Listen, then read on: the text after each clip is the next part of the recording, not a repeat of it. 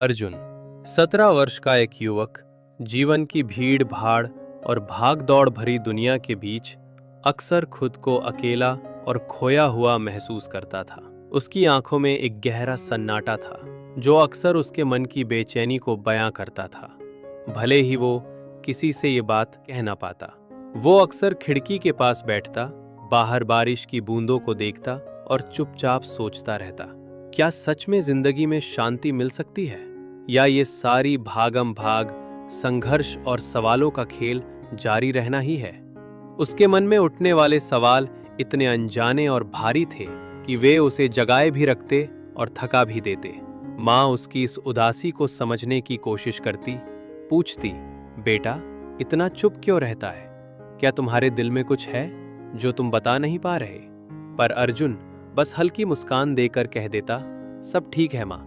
पर सच बात ये थी कि अंदर कुछ टूटा सा हुआ था जिसे वो ढूंढ नहीं पा रहा था।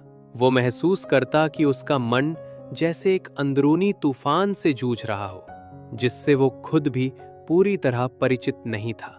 इस बेचैनी का कारण समझना उसके लिए एक पहेली था जिसकी उलझन ने वो डूबा था। जल्दी पिता ने उसे एक सुझाव दिया जो उस बेचैनी को सुलझाने की ओर पहला कदम था। अर्जुन, कुछ दिन के लिए नाना जी के आश्रम चलो, वहां की शांति तुम्हारे लिए ठीक रहेगी।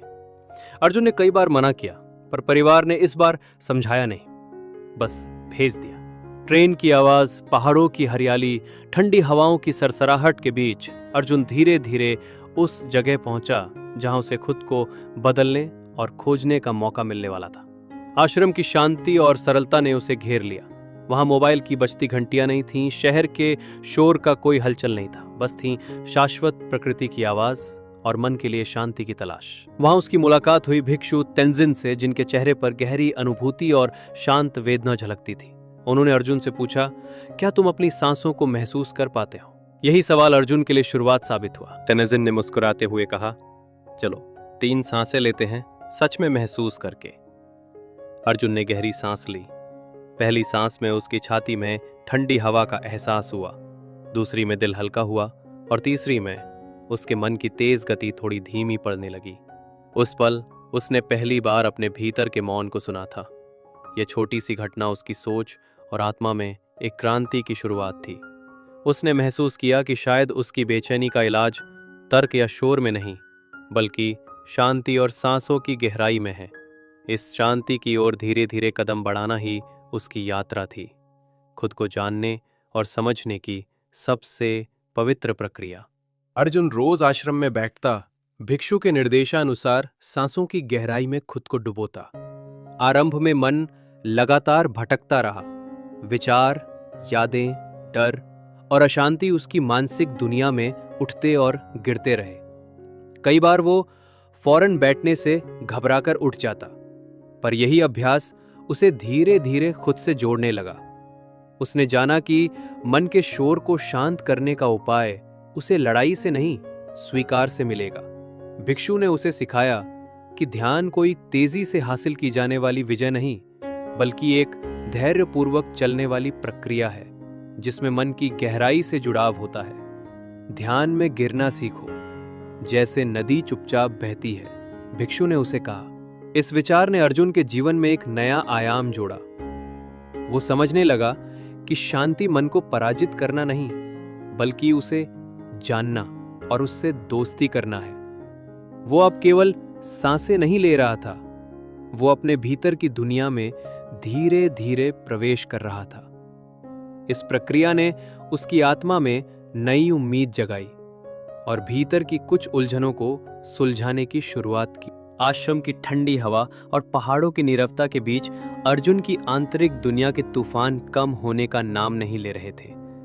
जब वो बैठता तो मन तीव्रता से इधर उधर घबराने लगता, जैसे कोई जानबूझकर उसे चैन से बैठने ना दे।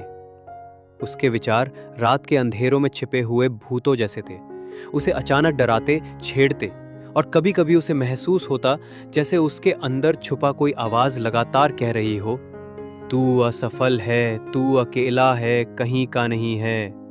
जब वो पहली बार सांसों पे ध्यान देने की कोशिश करता, तब वो इतना खुद के अंदर उतर नहीं पाता जितना कि उसका मन भटकाता रहता। ये सब व्यर्थ है, उसकी अंदर की आवाज कहती, और कभी कभी वो खुद को हतोत्साहित पाता। पर हर बार जब वो ऐसा सोचता, भिक्षु तेनेजिन की शांत मुस्कान उसकी याद आती। वो मुस्कान जिसमें न तो कोई निंदा थी न जज्बा, बस एक गहरे समझ का संकेत जो कहता था कि ये यात्रा उतनी आसान नहीं जितनी दिखती है, लेकिन उसे निरंतर करना ही होगा। अर्जुन ने महसूस किया कि मन को शांति देने का मतलब यही नहीं कि सारे विचार अचानक खत्म हो जाएं, बल्कि इसका अर्थ था विचारों को पहचानना, उनकी उपस्थिति को स्वीकारना और फिर उन्हें स्वतंत्रता देना बिना किसी लड़ाई या जकड़न के। उसने सीखा कि ध्यान किसी युद्ध या जीत का मैदान नहीं है, बल्कि अपने अस्तित्व का प्रेम पूर्ण गले लगाना है। एक दिन उसने भिक्षु से पूछा, मुझे क्यों लगता है कि मेरा मन किसी तूफान की तरह उठा रहता है? मैं कैसे जानूं कि मैं सही रास्ते पर हूं? भिक्षु ने बड़े धैर्य से कहा, अर्जुन, तूफान आने पर आसमान डरता नहीं, वह उसे सहन करता है। तू भी मन के तूफानों से घबराना मत। जब तू अपने भीतर की अराजकता को बिना संघर्ष देख पाएगा, तभी तू अपने आप को पा सकेगा। दिन बीतते गए और अर्जुन की सांस लेने की कला में परिपक्वता आने लगी। वो धीरे धीरे सीख रहा था कि सांस लेना मात्र फेफड़ों को हवा देना नहीं, बल्कि एक गहरे स्तर पर अपने आप से जुड़ने की प्रक्रिया है। जब वो सांस की गहराई में उतरता, तब उसे लगता जैसे दुनिया का सारा बेचैनी का बोझ कम होने लगा हो। सांसें अब सिर्फ हवा नहीं, जीवन के छोटे छोटे चमत्कार लगने लगे। आश्रम की सादगी उसे प्रेरणा देती थी। पेड़ों की छाया में बैठकर पंछियों की आवाज सुनते हुए और नदियों के बहाव को महसूस करते हुए अर्जुन ने जाना कि जीवन वास्तव में उस सांस की तरह है जो निरंतर बहती रहती है, कभी थमती नहीं। उसमें शांति, संघर्ष, पुनर्मिलन सभी एक साथ होते हैं। जैसे नदी बहती है, वैसे ही जीवन भी अपनी गति में चलता रहता है। तब उसने एक दिन अपने दिल से कहा, मैं अकेला नहीं हूं, ये सब मेरी अपनी यात्रा है और मैं इसे गले लगाऊंगा। इस मनोभाव ने उसे एक नई ताकत दी, आत्मिक आत्मविश्वास जो पहले कभी नहीं था। और इस तरह गहरे संघर्षों के बाजार में अर्जुन की आत्मा ने पहली बार शांति का स्वाद चखा। ये केवल सांसों की कहानी नहीं थी, बल्कि उससे भी बढ़कर अपने आप से मिलने की शुरुआत थी। अर्जुन बीते दिनों के अनुभवों को याद करता हुआ धीरे धीरे समझने लगा था कि जीवन में शांति पाने का मार्ग कितना सरल और फिर भी कितना कठिन हो सकता है। जब उसने पहली बार सच में सांसों पर ध्यान दिया, तो उसे लगा था जैसे उसने कोई नया संसार खोज लिया हो। पर असली कोशिश अब शुरू हुई थी, उस संसार में टिके रहने और उसकी गहराई को समझने की। हर सुबह वो आश्रम के शांत वातावरण में बैठता और अपने सांसों की आवाज सुनने का प्रयास करता। कई बार मन का शोर इतना बढ़ जाता कि वो खुद को बिल्कुल खोया हुआ महसूस करता, पर धीरे धीरे उसे ये भी समझ में आने लगा कि इस शोर को दबाने का प्रयास करने के बजाय उसे इसे बस स्वीकारना है।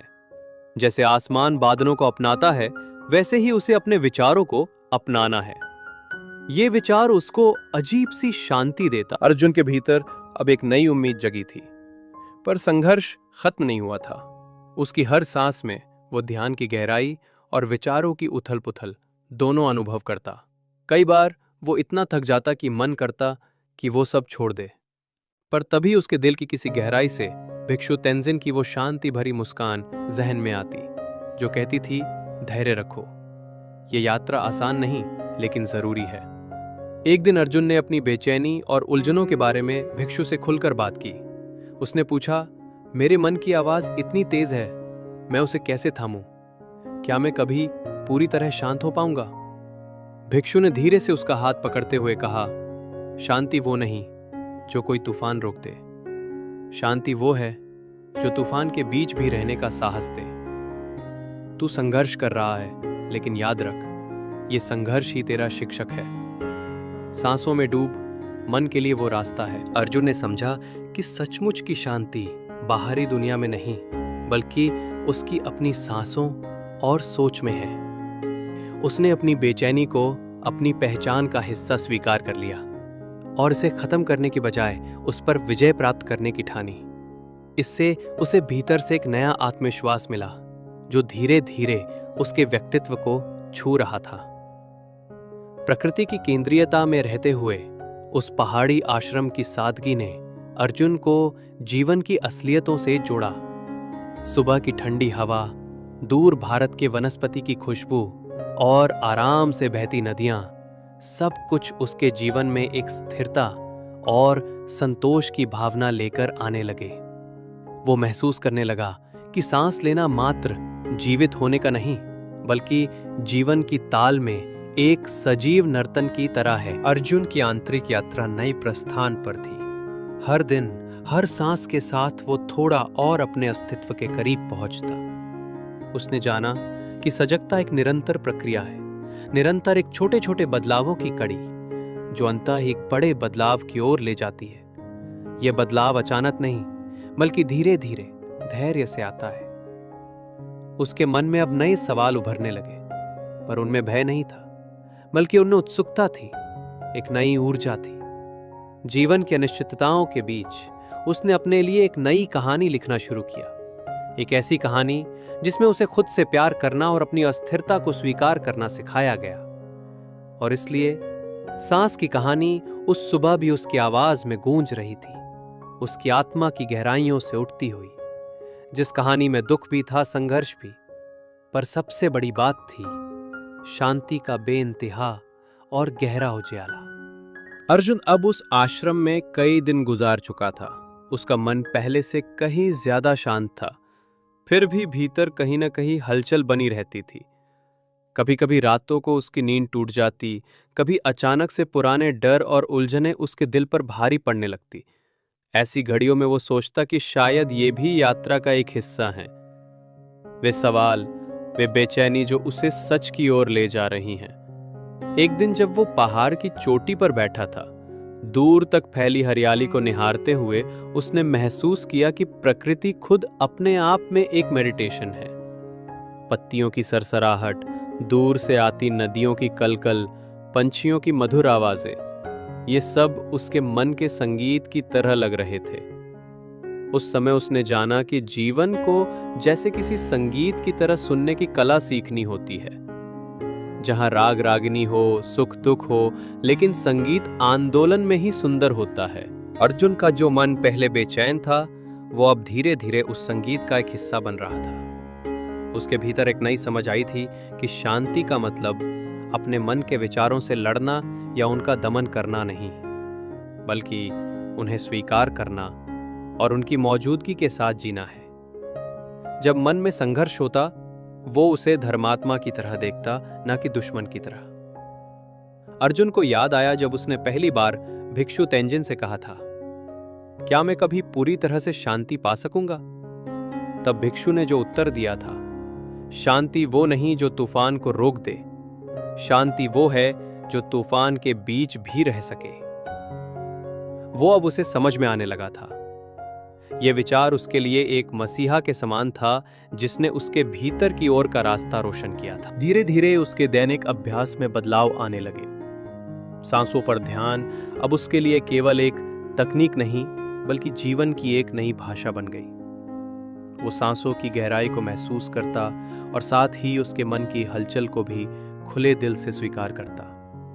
अपनी असाधारण बेचैनी को वो अब कोई बीमारी न मानता था, बल्कि वो इसे अपने जीवन का हिस्सा समझकर उससे दोस्ती कर रहा था। हर दिन की सुबह एक नई उम्मीद लेकर आती थी। कभी कभी गहरी ठंडी हवा के बीच वो कई मिनट तक खड़ा रहता, अपनी छाती में उठ रही सांसों की आवाज सुनता और सोचा करता, मैं यहाँ हूँ, मैं जिंदा हूँ, ये पल, ये सांस मेरी सबसे बड़ी वास्तविकता है। अर्जुन ने अपने भीतर के बदलाव को अपने बाहरी व्यवहार में भी महसूस किया। वह अब पहले जितना चिड़चिड़ा या बेचैन नहीं रहता था। उसने महसूस किया कि जब मन शांत रहता है तो उसके आसपास के लोग भी उसे अलग तरह से देखते हैं। उसकी बातों में मिठास आई थी, आवाज में एक सौम्यता और शब्दों में एक सरलता। यह बदलाव एक छोटे छोटे खुशियों की तरह था जो अंदर से फूटा था। उसने एक बार अपने नाना से कहा, मैं अब अपने मन की आवाजों से लड़ना नहीं चाहता। मैं चाहता हूं कि वे मेरी साथ चलें, मेरी राह दिखाएं। नाना ने उसे गले लगाकर कहा, बेटा, यही सच्ची बुद्धि है। मन और आत्मा में समरसता, यही जीवन की सबसे बड़ी जीत है। यह यात्रा लंबी थी। अब अर्जुन को पता था कि अभी बहुत कुछ बाकी है, सीखने को, समझने को और अपनाने को। लेकिन जो सबसे जरूरी था वह था उसकी आत्मा में जागृति, जिसे उसने पहली बार यहां इस आश्रम में महसूस किया था। यह जागृति एक बार जागी तो जीवन कभी पहले जैसा नहीं रह पाया, और इस तरह सांस की गूंज अब उसके अस्तित्व का हिस्सा बन चुकी थी। जिस बेचैनी जो कभी उसकी निंद्रा छीन लेती थी, अब वही उसकी सच्चाई की आवाज थी। वह जान गया कि शांति केवल मानसिक स्थिति नहीं, बल्कि जीवन के प्रति एक नई सोच, एक नई दृष्टि है। अर्जुन की यात्रा की यह अंतिम कड़ी थी, लेकिन इसका महत्व उसके जीवन में अनंत था। अब वह केवल एक युवक नहीं रहा, बल्कि अपने भीतर की गहराई से परिचित एक आत्मा था, जिसने खुद को जाना, पहचाना और स्वीकार किया। दिन बीते थे, वे जो बेचैनी और अंदरूनी संघर्ष कभी उसके मन को घेरते थे, अब वे उसके जीवन के परिवर्तनों के लिए एक आधार बन गए थे। उसने समझ लिया था कि शांति कोई दूर का सपना नहीं, बल्कि हर सांस के भीतर छुपा एक क्षण है, जिसे अनुभूति के साथ जीना पड़ता है। अर्जुन दिन में कई बार अपनी खामोशी में डूब जाता, उन सांसों की गूंज सुनता जो कभी उसे घेरा करती थी। हर सांस उसके लिए केवल जीवन की गहराई ही नहीं, बल्कि उसका दोस्त थी, उसका मार्गदर्शन, उसकी निरंतरता। जब भी कोई कठिनाई आती, वह रुक जाता, गहरी सांस लेता और अपने भीतर की उस स्थिरता को महसूस करता, जो अब उसके लिए सबसे महत्वपूर्ण थी। एक दिन उसने अपने नाना जी से कहा, नाना, मैंने जाना है कि जिंदगी में जो शांति हम खोजते हैं वो बाहर नहीं मिलती, वह हमारे अपने मन में, हमारी अपनी सांसों में छिपी होती है। नाना ने प्यार से उसे देखा और कहा, बिल्कुल बेटा, यही वह ज्ञान है जो बहुत कम लोग जानते हैं। तुम्हारी यह समझ तुम्हें हमेशा आगे बढ़ने की ताकत देगी। अर्जुन ने भी अब जाना था कि यह यात्रा कभी खत्म नहीं होती। यह प्रकृति की तरह है, निरंतर बहती, निरंतर बदलती और अपनी गंतव्य की ओर बढ़ती।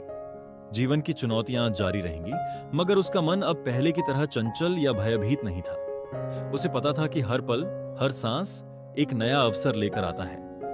वह दिन रात ध्यान करता, अपने भीतर की यात्रा जारी रखता, अपने सोच को गहरा करता। धीरे धीरे उसने महसूस किया कि सजगता केवल एक अभ्यास नहीं, बल्कि जीवन का एक तरीका है। यह जागरूकता उसे हर क्षण जीवित, सशक्त और शांत रखती थी।